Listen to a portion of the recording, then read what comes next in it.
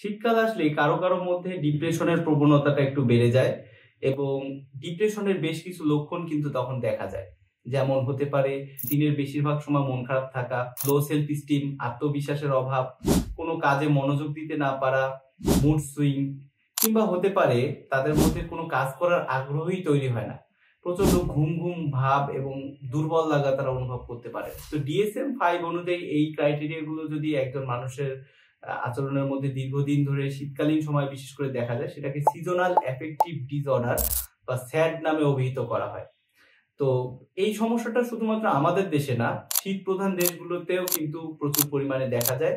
বিশেষ করে আমাদের দেশ থেকে শিক্ষার্থী বা যারা জব ভিসায় বিভিন্ন ওয়েস্টার্ন কান্ট্রিতে যান, শীত প্রধান দেশগুলোতে যান, তারা কিন্তু এই ডিপ্রেশন ফেজটাকে অনেক বেশি ফিল করে থাকেন। সিজনাল অ্যাফেক্টিভ ডিসঅর্ডার বা এই শীতকালীন সময়ের বিষণ্ণতাটাকে কাটিয়ে ওঠার জন্য এখানে লাইট থেরাপি বলতে একটা থেরাপি আছে, সেটা খুবই ইফেক্টিভ। সেটা কি রকম? সেটা হচ্ছে যে একটা লাইট বক্সের সামনে 12 থেকে 18 ইঞ্চি দূরত্বে টানা 30 মিনিট যদি দিনের শুরুতে বসে থাকা যায়, এটাকে লাইট থেরাপি বলা হয়।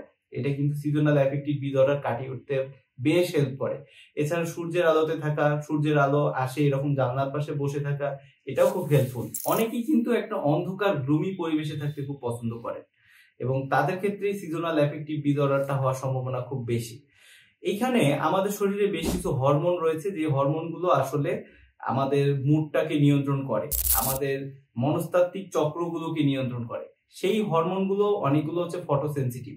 যেমন মেলাটোনিন নামে একটা হরমোন রয়েছে, যেই হরমোনের মাত্রাটা যদি বাড়ে তাহলে আমাদের তীব্র ঘুম ঘুম ভাব তৈরি হতে পারে এবং সূর্যের আলো বা লাইটের উপস্থিতি না পাওয়া গেলে এই হরমোনের মাত্রা কিন্তু বাড়তে পারে। সেই সাথে আমাদের বডি ক্লক সেটাও কিন্তু আসলে বুঝতে পারে যে কখন সকাল হচ্ছে, কখন দুপুর হচ্ছে, কখন রাত হচ্ছে। কিন্তু শীতকালে এই বিষয়টা আমাদের বডি ক্লক হয়তো বুঝতে ভুল করে, যার ফলেও কিন্তু হরমোনের নিঃসরণ সঠিক মাত্রা হয় না বা সঠিকভাবে সঠিক অনুপাতে হয় না, অনুপাতে বেশি বা কম হতে পারে।